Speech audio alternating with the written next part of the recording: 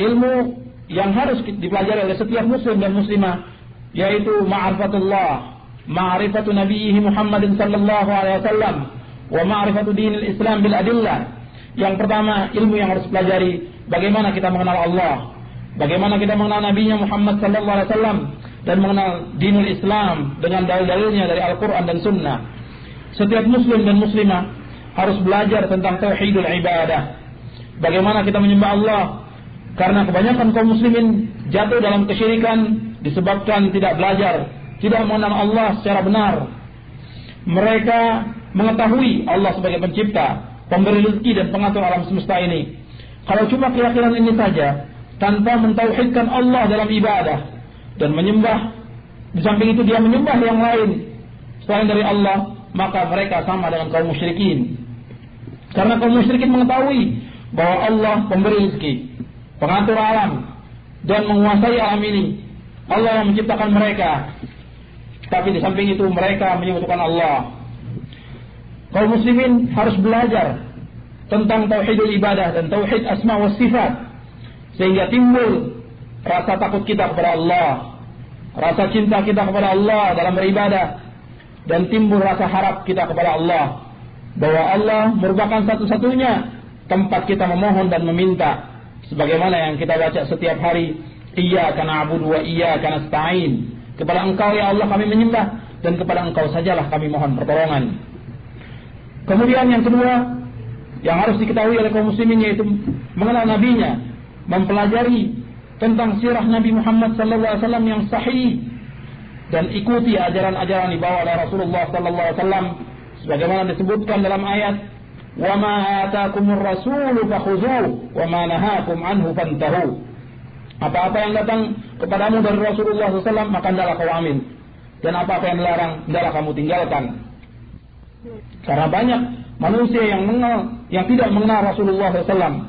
Mereka hanya tahu Rasulullah sebagai orang yang disanjung, dipuji setinggi langit, sampai Nabi Muhammad disamakan derajatnya dengan Allah, seperti yang disebutkan dalam kitab-kitab Maulid. Mereka ini sudah ghulu, sudah melewati batas, sudah keterlaluan.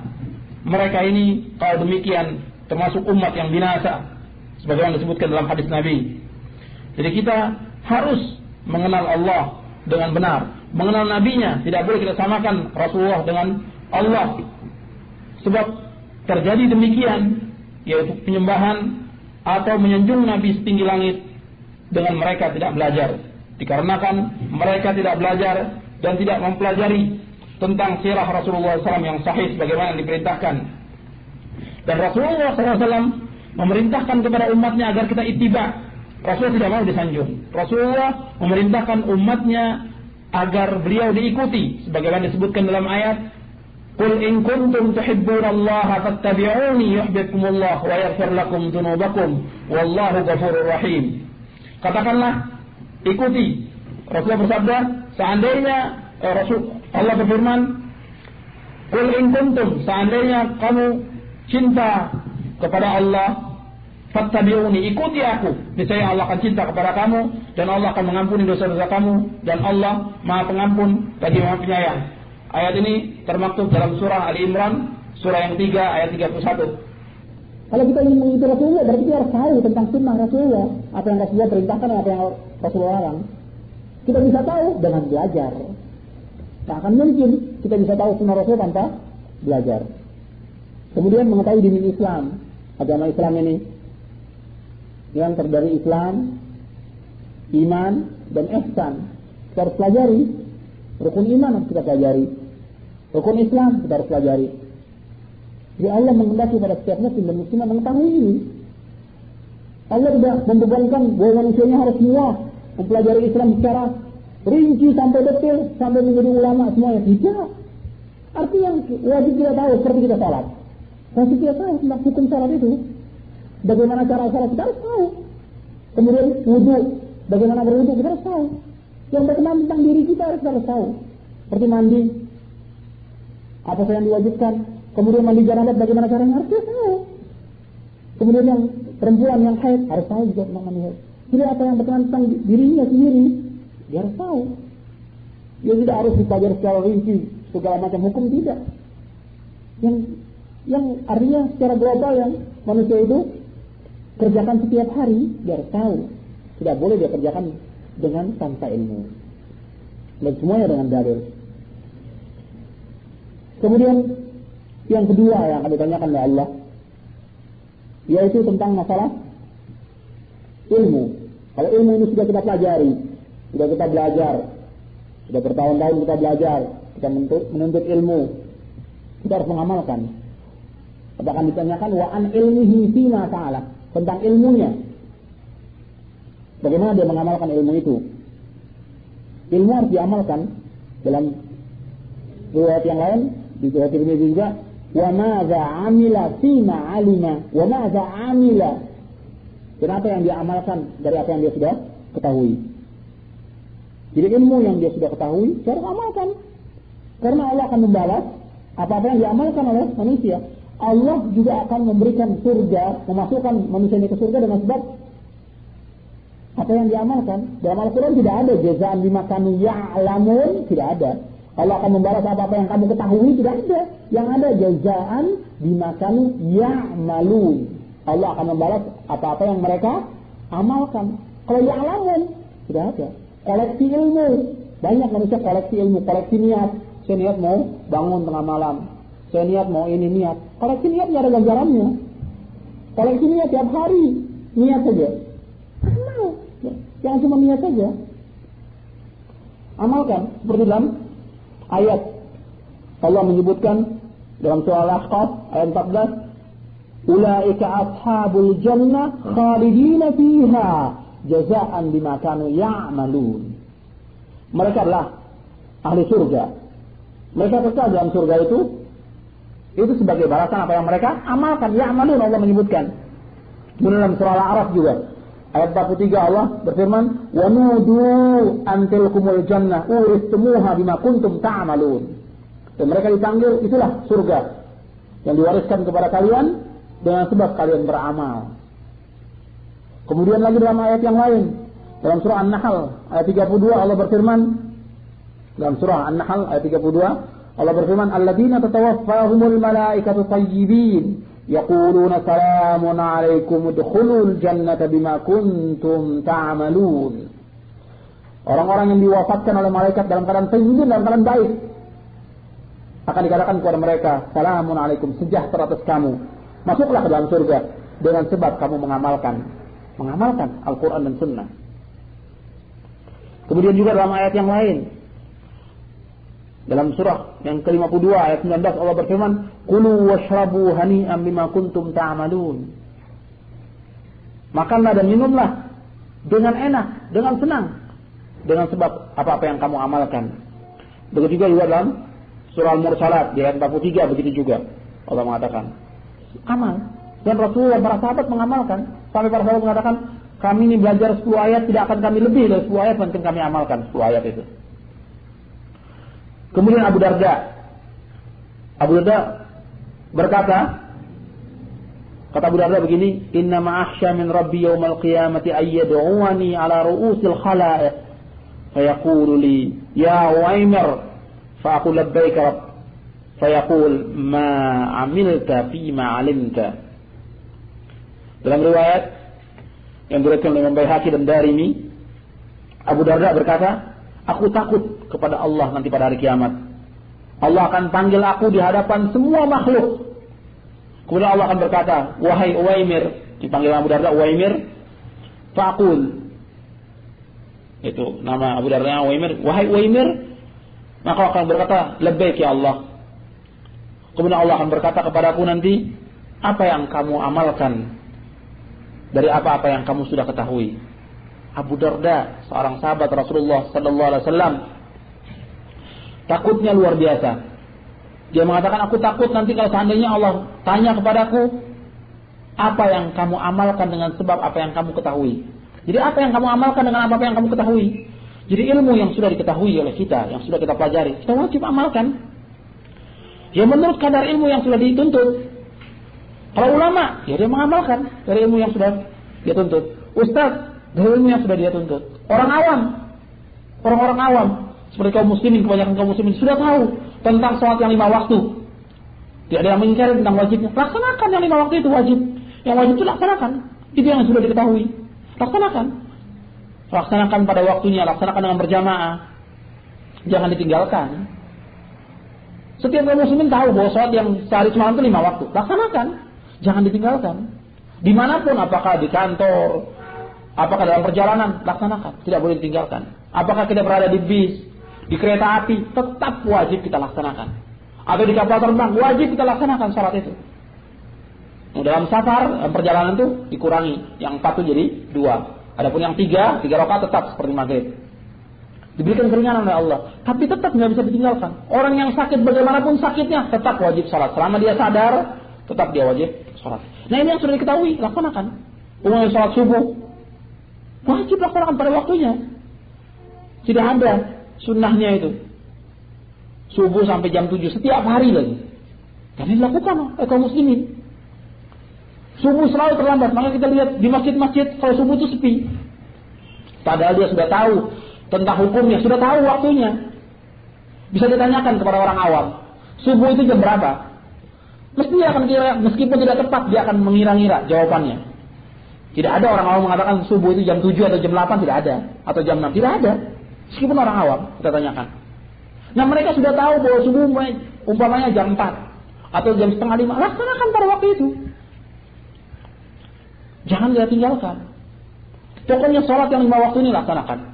Atau puasa yang wajib, laksanakan. Semua yang sudah diketahui oleh orang awam menurut kadar ilmu mereka, laksanakan. Amalkan. Kemudian di samping itu harus menambah ilmu itu. Tambah kemudian amalkan lagi. Dan jangan seperti anak-anak muda yang mengatakan saya nyesal. Dengan saya belajar saya tahu hukum. Ada berapa anak muda yang mengatakan begitu. Saya nyesal. Karena saya belajar hadir di majlis taklim, saya tahu hukum haram. Kalau saya tidak tahu hukum haram ini, saya sudah bebas melaksanakan yang saya kerjakan, kebiasaan saya ini. Ini perkataan yang zalim terhadap dirinya. Perkataan yang sesat, yang tidak boleh dikatakan. Justru dia wajib belajar. Dengan belajar itu dia mengamalkan. Jadi alhamdulillah dengan tahu hukum itu, alhamdulillah bersyukur kepada Allah. Dia tidak terus-menerus dalam perbuatan dosa dan maksiat. Itu yang kedua yang akan ditanyakan oleh Allah, yaitu ilmu. Amalkan ilmu itu. Jadi samping kita wajib menuntut ilmu, kemudian ilmu itu kita harus kita amalkan. Dan ilmu ini juga ilmu yang benar menurut Al-Quran dan Sunnah dan menurut pemahaman para salafus saleh. Itu ilmu yang benar, ilmu dari Al-Quran dan Sunnah, karena sumber kita Al-Quran dan Sunnah, kemudian ijma' para sahabat, dan ilmu ini penafsirannya harus kita lihat penjelasan para sahabat radhiyallahu alaihim ajma'in. Karena mereka yang lebih tahu tentang Al-Quran dan As-Sunnah daripada kita. Kemudian yang ketiga akan ditanyakan oleh Allah tentang masalah harta. Wa an malihi min aina iktasaba wa fima anfaqah. Tentang hartanya. Dari mana dia memperoleh harta itu? Dan kemana dia infakkan harta itu? Bapak dan saudara-saudara kaum muslimin yang dimuliakan Allah, harta ini merupakan fitnah. Harta adalah fitnah. Dan banyak orang hancur dengan sebab harta. Fitnah harta ini. Seperti disebutkan dalam hadis An Ka'ab bin Iyad qala sami'tu an-nabiy sallallahu alaihi wasallam yaqul inna likulli ummatin fitnah wa fitnatu ummati al-mal. Rawahu at-Tirmidzi wa qala hadha haditsun hasanun sahih. Dari Ka'ab bin Iyad, ia berkata, aku mendengar Nabi sallallahu alaihi wasallam bersabda, sesungguhnya bagi setiap umat ini ada fitnah. Dan fitnah umatku adalah masalah harta. Hadis ini diriwayatkan oleh Tirmidzi, dan Tirmidzi berkata hadis ini hasan sahih. Hadis ini juga diriwayatkan oleh Imam Ahmad, Abu Dawud, Ibnu Majah dan Ibnu Hibban. Hadis ini juga termaktub dalam kitab Sahih Jami' As-Saghir. Jadi harta, untuk masalah harta ini dua yang akan ditanyakan. Yaitu yang pertama, dari mana harta itu diperoleh? Yang kedua, kemana dihabiskan harta itu? Jadi dari mana harta itu kita peroleh? Apakah dari yang halal? Apakah dari yang haram? Seperti disebutkan dalam hadis Nabi bersabda, "Sayati 'alan nasi zamanun la yubalil mar'u min aina akhadha al-mal, amin halalin am min haramin." Rawahu al-Bukhari wa Ahmad wa Nasa'i wa ghairuh. Nabi SAW bersabda, akan datang kepada manusia satu zaman yang manusia tidak memperdulikan dari mana harta itu diperoleh. Apakah dari yang halal, apakah dari yang haram. Dan sekarang ini banyak orang tidak memperdulikan dari mana harta itu diperoleh, apakah dari yang halal ataukah dari yang haram. Nabi sudah katakan demikian. Hadis ini diriwayatkan oleh Bukhari, Ahmad, Nasa'i dan yang lainnya. Nanti akan datang satu zaman dan terbukti seperti kita lihat zaman sekarang ini, orang tidak memperdulikan lagi dari mana dia memperoleh uang itu. Apakah dari yang halal ataukah dari yang haram. Kadang-kadang dari yang riba, dia memperoleh harta dari uang riba yang dia makan. Riba ini termasuk dosa besar, bukan dosa kecil, dosa besar. Kalau orang yang makan riba itu berarti dia memerangi Allah. Dalam Al-Quran dikatakan demikian. Baik sedikit atau banyak. Kalau dia makan riba, itu dosanya, dosa riba yang kecil aja, itu sama dengan berzina dengan ibunya. Dosa riba yang paling kecil, itu sama dengan seseorang berzina dengan ibunya. Ini berat. Atau ada orang yang mengambil uang orang lain, atau merampas hak orang lain, atau dia berhutang kemudian dia tidak bayar, dan lain-lain. Ini dari mana harta itu akan ditanyakan oleh Allah Ta'ala. Kemudian yang kedua, kemana harta itu diinfakkan, dihabiskan harta itu. Saya katakan tadi bahwa harta ini merupakan fitnah, seperti disebutkan dalam Al-Quran dalam surah At-Taghabun surah 64 ayat 15. Allah berfirman, innama amwalukum wa auladukum fitnah wallahu indahu ajrun azim. Sesungguhnya harta kamu dan anak kamu merupakan fitnah, dan di sisi Allah itu ada ganjaran yang besar. Di harta disebutkan oleh Allah fitnah. Maka kita hati-hati terhadap fitnah ini. Jangan kita tertipu dengan fitnah ini. Kemudian kita dalam menginfakkan, jadi kalau harta ini sudah kita dapati, kemudian kita infakkan kemana? Apakah di jalan yang haram, apakah di jalan yang halal? Apakah di jalan taat, apakah di jalan maksiat? Apakah di jalan yang bermanfaat ataukah di jalan yang sia-sia? Apakah fi sabilillah atau fi sabilil syaitan? Di harta yang kita miliki sekarang ini, kita harus dalam mengeluarkan harus kita pikirkan. Di saat kita mengeluarkan harta, apakah untuk kebaikan, apakah untuk maksiat? Kita harus pikirkan. 1 rupiah atau 1 real yang kita infakkan ini harus kita ketahui kemana jalannya uang ini.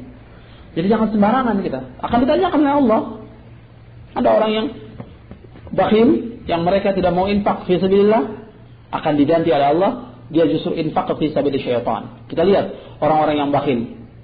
Orang-orang yang bakhil, orang-orang yang pelit, yang mestinya dia infak fi sabilillah, dia muslim, dia mesti bantu fuqara wal masakin, mesti dia bantu orang tuanya, bantu saudara-saudaranya, dia mesti bantu masjid, madrasah, pesantren.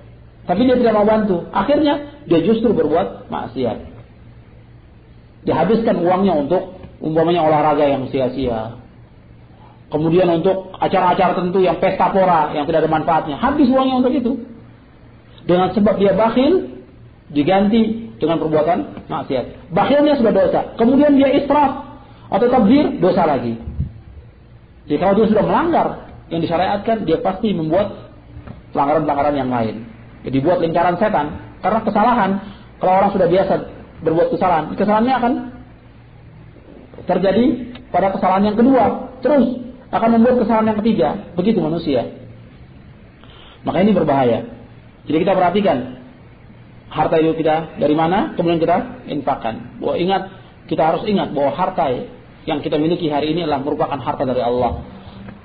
Yang kita miliki, yang dimiliki oleh orang tua kita, nenek moyang kita, semua harta itulah milik Allah. Allah yang memiliki. Allah berikan kepada kita merupakan amanah. Manfaatkan amanah itu untuk kebaikan. Gunakan amanah itu dengan sebaik-baiknya pada jalan yang baik, jalan yang khair, yang diperintahkan oleh Allah dan Rasulnya. Karena Allah yang memberikan harta, kita harus mengikuti apa yang Allah perintahkan, apa yang Rasulullah perintahkan. Laksanakan infak untuk fisabilillah. Jangan kita gunakan untuk perbuatan yang sia-sia. Kadang-kadang manusia di saat dia menerima harta, di saat dia punya harta, dia lupa bahwa harta itu bukan milik dia, amanah dari Allah. Manfaatkan untuk perbuatan-perbuatan yang baik. Sedekahkan untuk fisabilillah. Bantu fuqara wal masakin, bantu orang-orang yang susah, orang yang sulit, orang-orang yang terkena musibah. Bantu pondok-pondok yang melaksanakan Quran Sunnah, bantu. Atau masjid-masjid, atau bantu juga dai-dai yang dakwah, mereka punya keluarga, bantu. Banyak duat yang kita lihat berdakwah di desa-desa, mereka tidak punya apa-apa, nah itu bantu. Nah, ini yang kadang-kadang orang mereka ini lupa bahwa harta itu dari Allah, kemudian dia menginfakkan ke tempat yang lain. Ini salah. Kita mesti pikirkan bahwa harta ini dari Allah dan harus digunakan untuk fi sabilillah, bukan fi sabilil syaitan. Sedikit saja yang kita habiskan untuk kejelekan, maka Allah akan azab kita dengan sebab itu. Na'udzubillah. Kemudian dalam masalah harta ini Rasulullah menerangkan dalam satu hadis bahwa orang tua itu dia tua dalam jasadnya dan segala macam, tapi dalam masalah keinginan dia terhadap harta itu masih muda dia. Kata Rasulullah bahwa qalbu syabun ala hubbi itsnain tulul hayah wa kasratil mal. Hatinya orang tua itu tetap masih muda dalam mencintai dua. Yang pertama, jadi mencintai dua perkara. Yang pertama, dia senang untuk panjang umur. Yang kedua, dia senang banyak hartanya. Maka perlu kita ingatkan orang tua yang terhadap orang-orang tua yang cinta pada hartanya, kita ingatkan bahwa harta itu merupakan amanah dan manfaatkan untuk fisabilillah, infakkan. Karena kalau dia sudah meninggal sudah tidak ada manfaat sama sekali. Harta itu bukan hak dia lagi, hak ahli waris. Sekarang manfaatkan, infakkan. Yang dengan infak dia sekarang atau sedekah dia sekarang atau wakaf dia sekarang ini akan mengalir pahalanya terus menerus selama dia berada di dalam barzakh ila yaumil qiyamah. Jadi perlu kita ingatkan kepada orang-orang tua yang menyimpan harta banyak-banyak, ibu-ibu yang menyimpan emas, sudah punya emas beli lagi dikumpulkan, padahal tetangganya banyak yang fakir, fuqara wal masakin. Beli pajangan dibeli, padahal yang lain yang ada belum dipakai. Padahal pada saat yang sama banyak orang-orang yang butuh kepada harta itu, kita tidak mau berikan. Dosa besar. Padahal bahkan juga ada tetangga-tetangga yang tidak makan. Kalau kita kaya raya, melihara ini yang tidak ada manfaatnya, banyak. Jadi kepada saudara kaum muslimin yang dimuliakan oleh Allah, bapak dan ibu-ibu, perhatikan kalau kita punya harta, ingat kepada keluarga kita, saudara kita, tetangga kita, kaum muslimin yang lain. Kemudian ingat juga kepada tempat-tempat yang di situ dididik kaum muslimin. Perhatikan itu. Kadang-kadang kita memelihara yang tidak ada manfaatnya untuk kesenangan kita pribadi. Ada seperti pajangan sesuatu, atau ada orang beli ikan arwana sampai jutaan. Itu cuma kesenangan pribadi kita saja. Dan saat itu fuqara wal masakin butuh dan mereka dalam keadaan lapar. Atau senang pada satu burung yang harganya jutaan untuk mendengarkan suaranya saja. Saudara, kalau kita mendengarkan suara pengajian itu lebih baik daripada mendengarkan suara burung. Suara pengajian kita dengarkan ada manfaatnya yang mungkin akan menambah iman kita. Wa idza tuliyat alaihim ayatuhu zadatuhum imana. Apabila dibacakan ayat Allah, bertambah keimanan mereka. Ini tentang masalah harta. Fitnahnya luar biasa dan hati-hati dalam masalah harta ini. Apa yang kita miliki, hati-hati. Kemudian kita infakkan ke jalan yang benar. Kemudian yang keempat yang akan ditanyakan oleh Allah tentang masalah jasad. Jadi jasad kita ini capeknya, lelahnya, letihnya untuk apa? Jadi kalau seandainya kita capek melaksanakan sunnah Rasulullah SAW, melaksanakan perintah Allah, dapat ganjaran.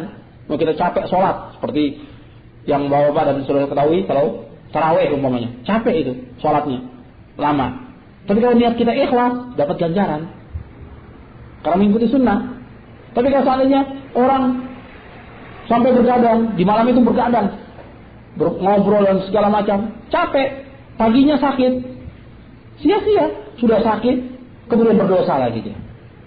Jadi kalau capeknya dalam melaksanakan perintah Allah, tidak apa-apa, dapat ganjaran. Seperti disebutkan dalam hadis yang lain, Rasulullah bersabda, an Abdullah bin Amr qala Rasulullah sallallahu alaihi wasallam, likulli amalin syirrah wa likulli syirratin fatrah Faman kana fatratuhu ila sunnati faqad ihtada wa man kana fatratuhu ila ghairi dzalik faqad halak. Rawahu Ibnu Abi Asim wa Ibnu Hibban fi sahihi. Dari Abdullah bin Amr, dia berkata, telah bersabda Rasulullah sallallahu alaihi wasallam, "Likulli amalin syirrah." Bagi setiap amal itu ada masa-masa semangatnya. Wa likulli syirratin fatrah. Dan pada setiap yang semangat itu ada masa-masa lemah dan letihnya. Faman kanat fatratu ila sunnati faqad ihtada. Dan barang siapa yang lemahnya karena dia melaksanakan sunnahku, faqad ihtada, maka dia telah terpimpin. Dan barang siapa yang lelah dan letihnya itu selain daripada itu, maka dia telah binasa. Hadis ini diriwayatkan oleh Ibnu Abi Asim dan Ibnu Hibban dalam sahihnya, dan hadis ini disahihkan oleh Albani dalam kitabnya Sahih At-Targhib wa Tarhib. Rasulullah bersabda, setiap amal itu ada masa-masa semangatnya. Seperti kita belajar, atau kita sholat, atau kita baca Quran, ada waktu diingatkan kita semangat. Tapi setelah itu kadang-kadang ada masa kelemahannya, lemah, lelah, letih. Jadi ada masa-masa yang kita di situ vakum. Nah, kalau seandainya kita habis beramal, kemudian kita lelah, letih, capek, sebentar saja, sebentar kita capek, kemudian kita melaksanakan lagi dan melaksanakan sunnah Nabi, maka kita termasuk orang-orang yang terpimpin. Tapi kalau seandainya kita capeknya, lelahnya nanti dalam melaksanakan maksiat, dosa, perbuatan yang sia-sia, perbuatan bid'ah, maka orang yang demikian itu merupakan orang-orang yang binasa, kata Rasulullah sallallahu alaihi wasallam. Banyak kita lihat orang-orang yang beribadah, berzikir, zikir sampai ribuan kali dia keliling dan lain-lain, padahal tidak ada sunnah dari Nabi. Maka orang yang seperti ini telah berbuat sia-sia. Ada orang yang bukan berbuat yang sia-sia lagi, bahkan berbuat syirik. Datang ke kuburan setiap hari, minta di kuburan, tawaf di kuburan. Perbuatan sia-sia, capek dia, tapi sia-sia perbuatannya. Bahkan batal lagi amal-amalnya. Kalau seandainya dia tahu bahwa itu perbuatan syirik, bahwa itu tidak boleh, bahwa itu haram, itu syirik masih dilaksanakan, sudah diterangkan nasnya dari Al-Quran dan Sunnah masih dia langgar juga, dia sudah termasuk orang-orang yang musyrik. Tapi kalau orang awam yang tidak tahu, kita wajib ingatkan. Seperti orang-orang yang bergadang sampai larut malam, nonton sampai larut malam, yang jelas itu perbuatan yang sia-sia. Perbuatan yang sia-sia dia lakukan itu. Capek, lelah hati, bukan untuk yang baik, untuk yang jahat, untuk yang sia-sia. Padahal ciri orang Muslim itu, walladzina hum 'anil lagwi mu'ridun, yaitu orang-orang yang berpaling dari perbuatan yang sia-sia. Kita tinggalkan perbuatan yang sia-sia itu. Jadi badan kita ini capek, lelahnya akan ditanya oleh Allah. Capek, lelah, letih. Atau orang-orang tua, dia sampai punya penyakit-penyakit yang parah karena masa mudanya berbuat yang sia-sia, sehingga Allah berikan yang demikian. Ini pun akan ditanya oleh Allah dengan perbuatannya. Bapak-bapak dan saudara yang dimuliakan oleh Allah, saya ringkaskan saja dari apa yang saya sampaikan, bahwa nanti kita akan ditanyakan oleh Allah pada hari kiamat. Di antara pertanyaan yang akan ditanyakan oleh Allah pada hari kiamat, 4 pertanyaan ini, yaitu tentang umur, untuk apa kita habiskan ilmu, untuk apa kita manfaatkan, harta dari mana kita peroleh dan kemana kita habiskan, serta tubuh kita capek, lelah dan letihnya untuk apa. Pada mukaddimah saya sebutkan satu ayat dari surah Al-Baqarah, surah yang kedua ayat 281, Allah berfirman, "Wattaqu yawman turja'una fihi ila Allah, thumma tuwaffa kullu nafsin ma kasabat wa hum la yuzlamun." Artinya, hendaklah kalian takut semuanya kepada satu hari yang kalian akan dikembalikan kepada Allah, kemudian akan disempurnakan setiap jiwa terhadap apa-apa yang dia usahakan, dan mereka tidak akan dizalimi oleh Allah SWT. Jadi Allah akan menghisab semua amal-amal manusia ini, dan disuruh oleh Allah hendaklah kita takut, siapkan diri kita untuk menghadapi hari kiamat nanti. Bapak, saudara-saudara sekalian yang dimuliakan Allah, maka mulai hari ini kita harus berusaha meningkatkan ilmu dan amal kita. Kita harus ketahui tentang ilmu yang wajib bagi kita, yaitu fardhu ain, ilmu din, mengetahui Allah, mengetahui nabinya, mengetahui dinul Islam. Kemudian kita harus berusaha mengamalkan Islam secara benar dari apa yang sudah kita ketahui. Dan amal yang kita amalkan itu kita harus usaha amalkan dengan ikhlas. Yang insya Allah dengan amal ikhlas itu kita akan dapatkan ganjaran dari Allah SWT. Di dalam kita beramal tidak boleh kita tinggalkan dua. Dalam menuntut ilmu atau beramal tidak boleh kita tinggalkan dua. Ikhlas dan muta'adaah. Ikhlas karena Allah dan mengikuti contoh Rasulullah sallallahu alaihi wasallam. Saya pikir cukup sampai di sini. Mudah-mudahan bermanfaat. Subhanakallahumma wa bihamdika asyhadu an la ilaha illa anta astaghfiruka wa atubu